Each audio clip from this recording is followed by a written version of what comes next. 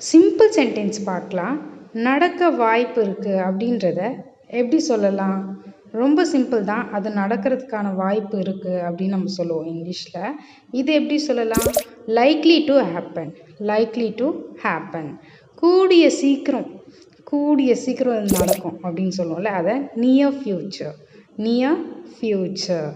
சிறிது நேரத்திற்கு முன்பு, கொஞ்ச நேரத்துக்கு முன்னாடி வந்திருக்கலாம்ல, இப்போ தான் கொஞ்ச நேரத்துக்கு முன்னாடி அப்படின்னு நம்ம சொல்லுவோம்.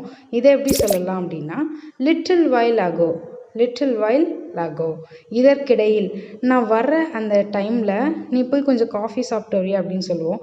இதற்கிடையில், அந்த நேரத்தில் அப்படின்றத இந்த மீன் டைம். இந்த மீன் டைம். இனி ஒரு போதும் கிடையாது, அந்த மாதிரி கிடையவே கிடையாது. Never again. Never again.